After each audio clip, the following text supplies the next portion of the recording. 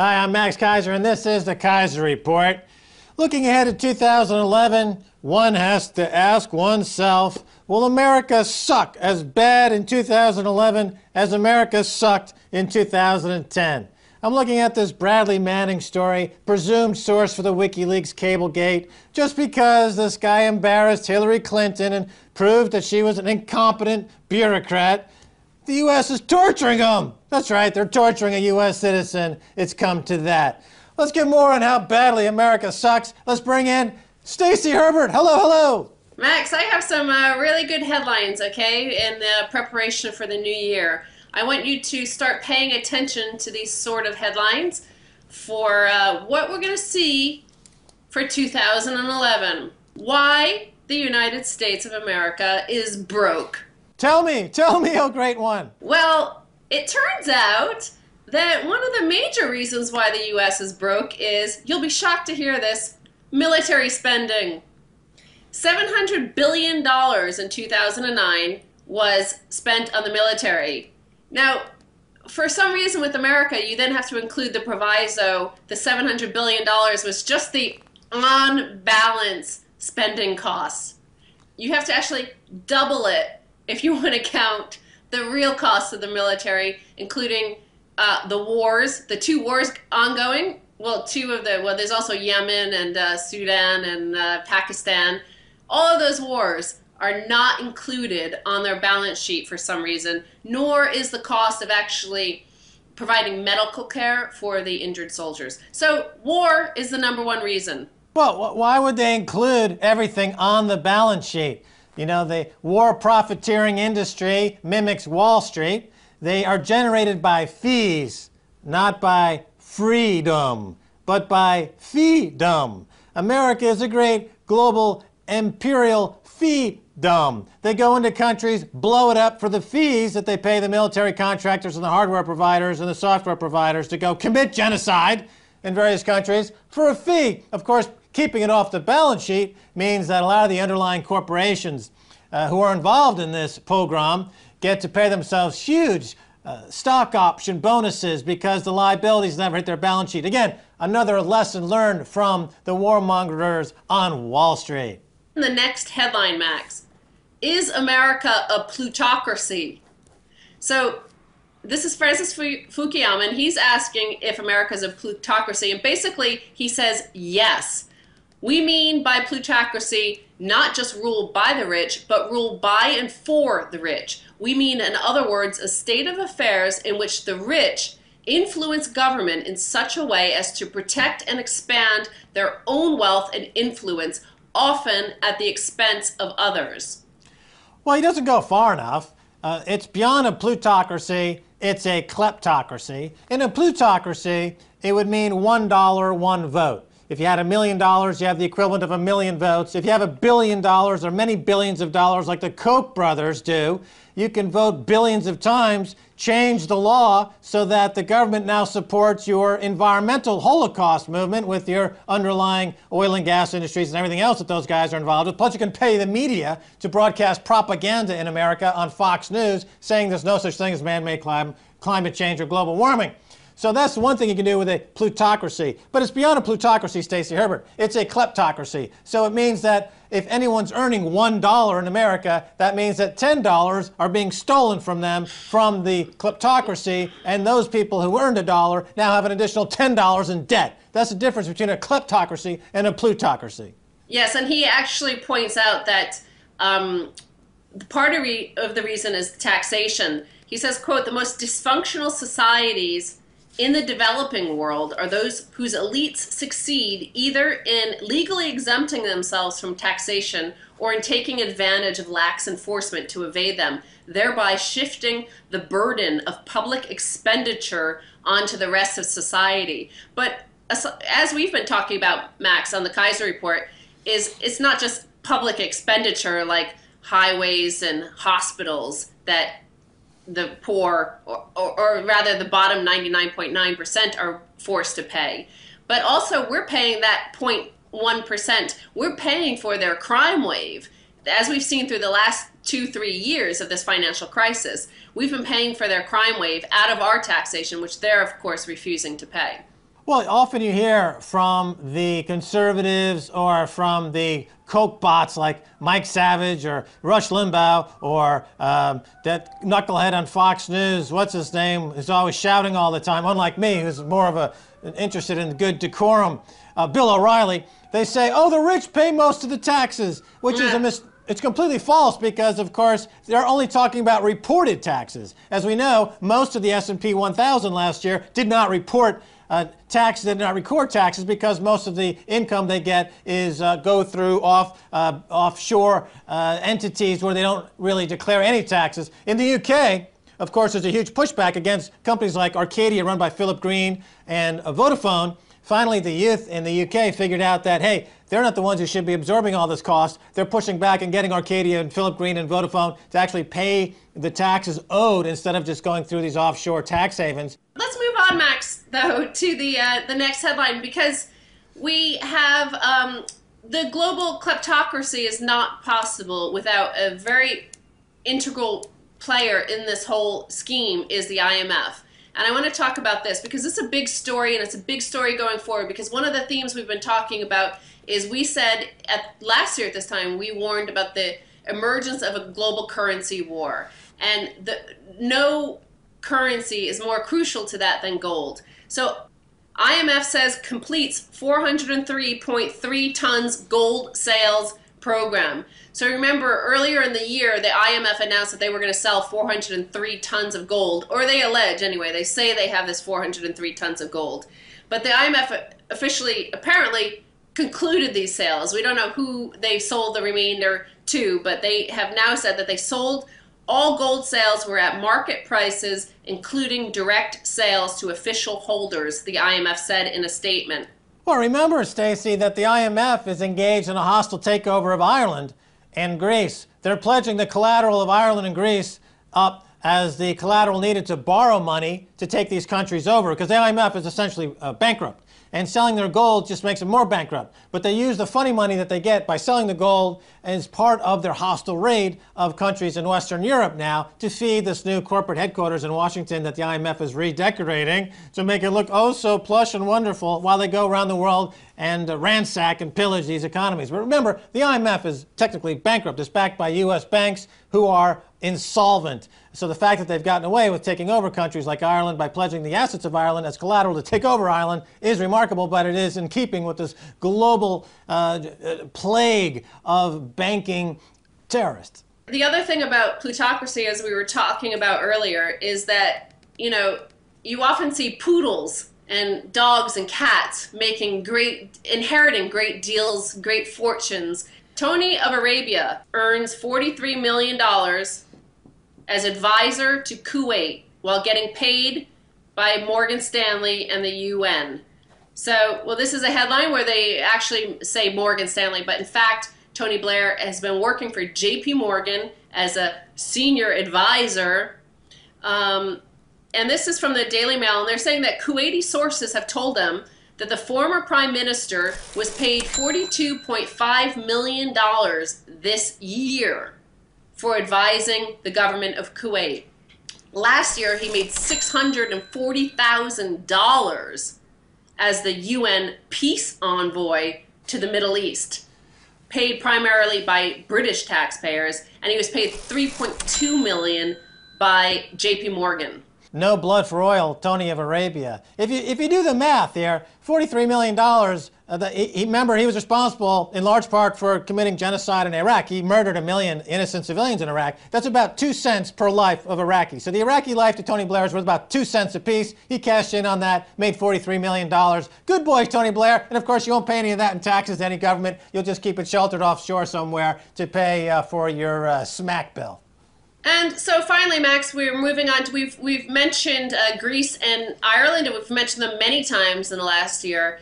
And there, you're seeing emerge a theme that we've often talked about, and that is that things are actually a lot worse than what officialdom says. That you're going to see a trickle, a constant trickle of more and more bad news. And we see that in these final few headlines. First, Bloomberg sues ECB to force disclosure of how Greece's swaps hid deficit. So according to the suit, Bloomberg is alleging that the dossier should be disclosed to stop governments from employing the derivatives in a similar way again, and to show how EU authorities acted on information they had on swaps. ECB President Jean-Claude Trichet withheld the documents after the EU and International Monetary Fund led a 110 billion euro bailout for Greece. The dossier should be disclosed to stop governments from employing the derivatives in a similar way again, and show how EU authorities acted on the information they had on the swaps, according to the suit. Goldman, next. It'll be interesting to see whether or not there's any sort of information directly related to Goldman Sachs and John Paulson, who did meet in Athens, as we reported here on the Kaiser Report, prior to this bailout of these swaps positions. Yeah, well, Goldman doesn't deny it. They just say it was part and parcel with their consulting of the European blah, blah, blah, blah, blah, blah, blah. You know, because there's no rule of law in Wall Street. There's no concept that they always take the attitude that if they break the law, quote unquote, that it's not their problem. It's the problem of the lawmakers who haven't passed enough laws and modified the laws fast enough to keep up with their genius over there doing God's work. Well, and to, stay with that theme of nasty surprises being pulled out of a hat whenever it's necessary. Another nasty surprise from Ireland's Anglo and AIB via the EC. So, Max, this was in the European Commission. We found out from a press release they issued in the past week or so that hidden in this press release, Anglo-Irish Bank will furthermore receive a guarantee covering certain off-balance sheet liabilities, derivatives, clearing transactions, and transactional arrangements that will ensure that Anglo-Irish Bank can continue its daily activities as a going concern. So we know about the on-balance sheet cost to the Irish taxpayer of Anglo-Irish, and that is about, what, 70 billion euros. Now, the European Commission alludes to off-balance sheet derivative costs that they are covering at the moment. I called this. I've been calling this for 2 years. Even Gordon Brown, in his recent book, which he was talking about on TV, he talks about the shadow banking system. The shadow banking system has trillions more in debt that they have yet to disclose that they're using as a way to extort more cash from the citizens via austerity measures so that the bankers can enjoy salaries and bonuses until these governments shut down these banks and start new banks with clean balance sheets and non-corrupt executives who are not terrorists. This problem will continue for years. They will always show more debts. There's another 20 trillion of bad debts to go through. Every quarter. Do we have to go through this every quarter? Or they say, oh, we just found another trillion in debt, more austerity measures, more bonuses, more salaries. When are we going to get smart and wake up and figure out that these guys all need to be fired, tried, hung, burnt, and gotten the way out there? They're all freaking terrorists. What are you doing? What are you doing? Did you catch that? Should I do one more for the new year? What are you doing? You know what I'm saying? What are you doing? They're holding a gun to your head in the US and in Britain and in Western Europe, and you're sitting there playing with your pud. Why don't you wake up and do what you're supposed to do and what you were elected to do? Well, Max, one final little headline on that of this pulling the bad news out of the hat, and this one was pulled out during the quiet period when all of Brits were away for holidays.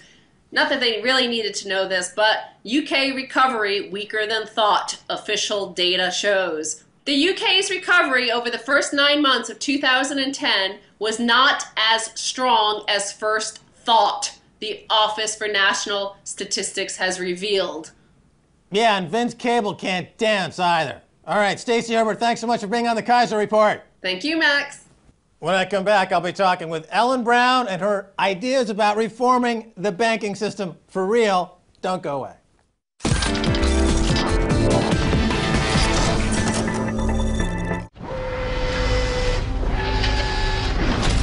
Welcome to the future. What makes a big splash in the world of high-tech business? What turns advanced science into eye-catching products? They don't understand how huge is this gap. We follow Russian innovators to incubators abroad and their big breakthrough back home. Spotlight on startups, on technology. Technology update here on RT. We've got the future covered. Hungry for the full story? We've got it firsthand. The biggest issues get a human voice, face to face with the newsmakers on RT.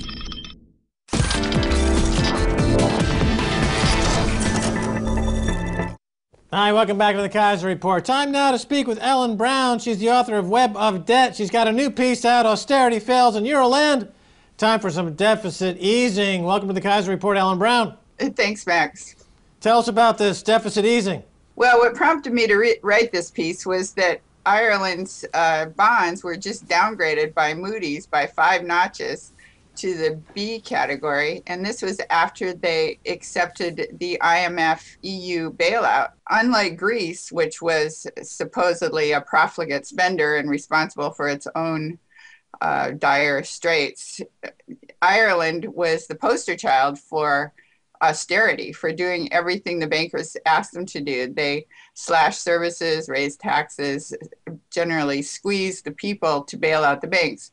And it didn't work because there's a fundamental flaw in the euro system. The euro system is a fixed money system. It's a zero-sum game. There's no one that can create more money in order to allow the growth and the profits that are necessary in order to generate more taxes so that governments can bail themselves out of debt. So they're all in debt. And there's nobody that they can borrow from except each other. So they're all going down together.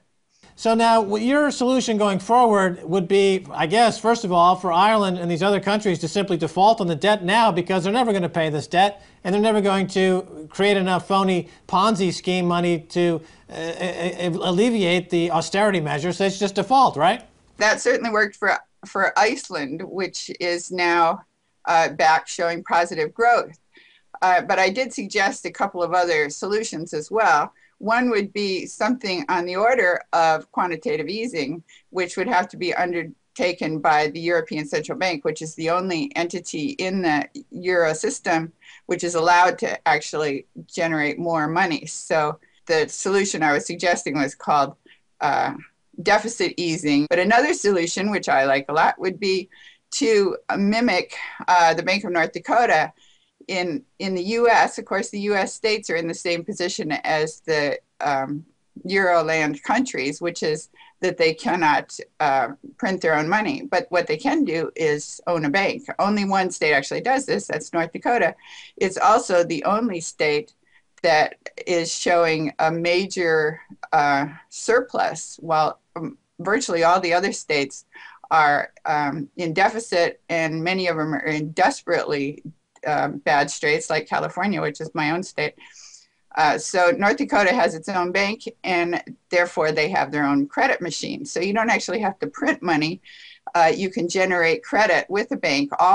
Virtually all of our money today is created by banks anyway. So if the state itself had a bank, or the country, in Ireland's case, had its own bank, it could be lending to itself. For one thing, Ireland could refinance its debt, which it's now paying almost 6% on it. It could refinance it at 0% because it would be the bank, so it would get the profits back. So effectively, it would be paying 0%.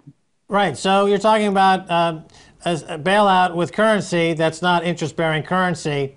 And this goes back historically in America. There have been instances of non-interest-bearing currency used. And as you point out in North Dakota, this is a similar plan in that the banks in North Dakota have the ability, as you say, to create their own credit machine, which is not in the service of an outside interest, but is purely there as a utility to facilitate the economy within North Dakota, correct?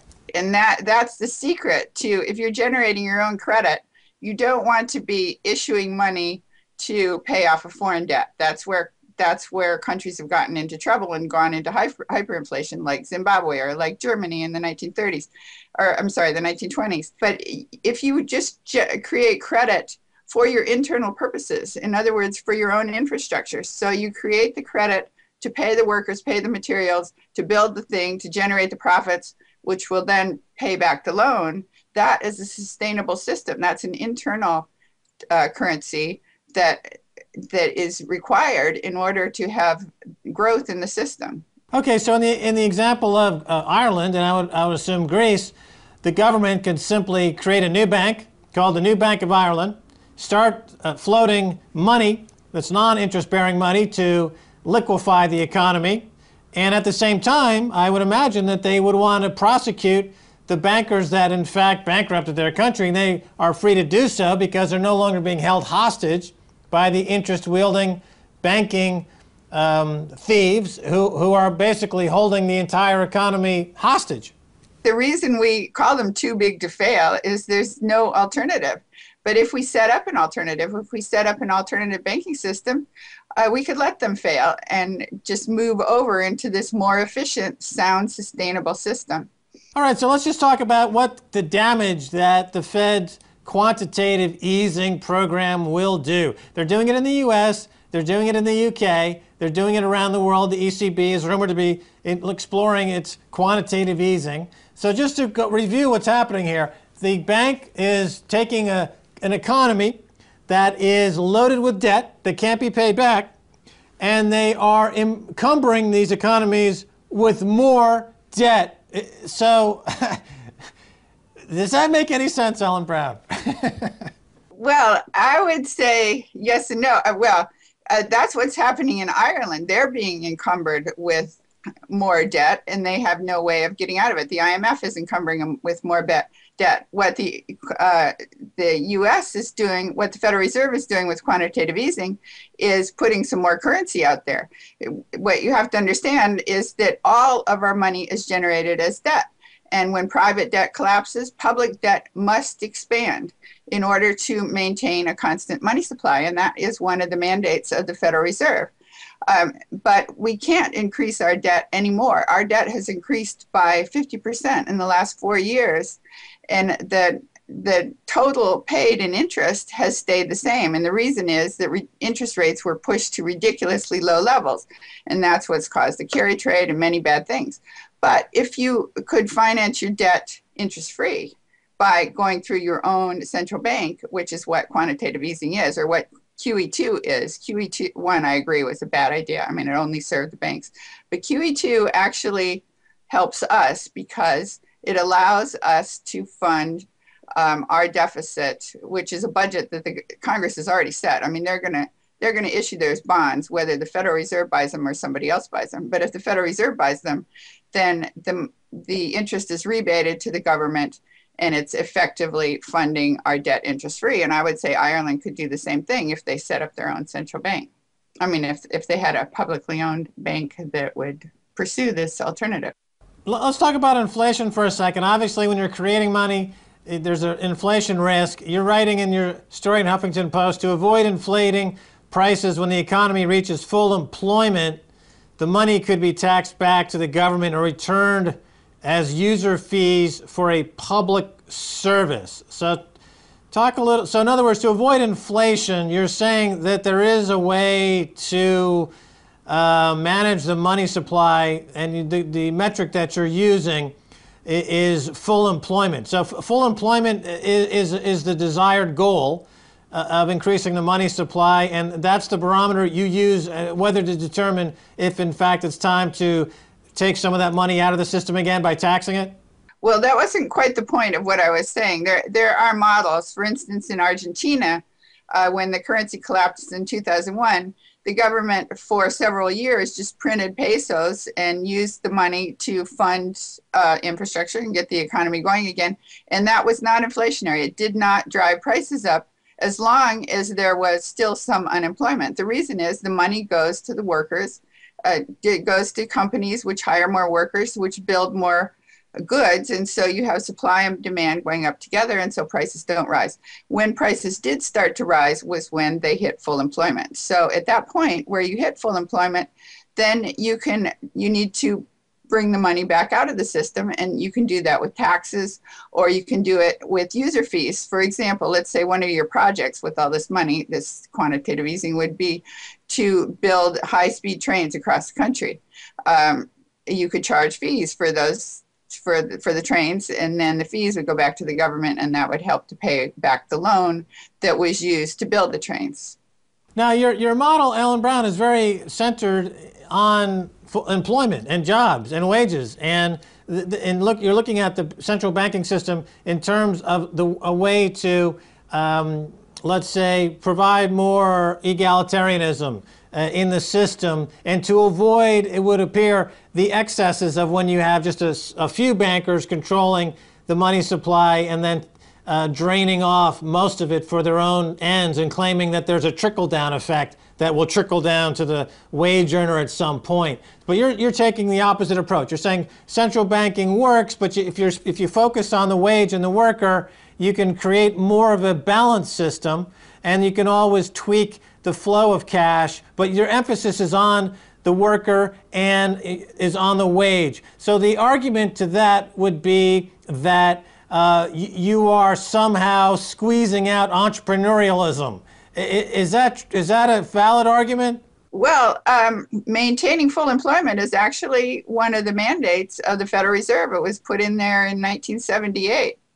Yeah, and there's talk right now about removing that clause because they feel that the Federal, and this is why I brought it up, because there's talk about removing that clause now and that mandate of the Federal Reserve. But Ellen Brown, thanks so much for being on the Kaiser Report.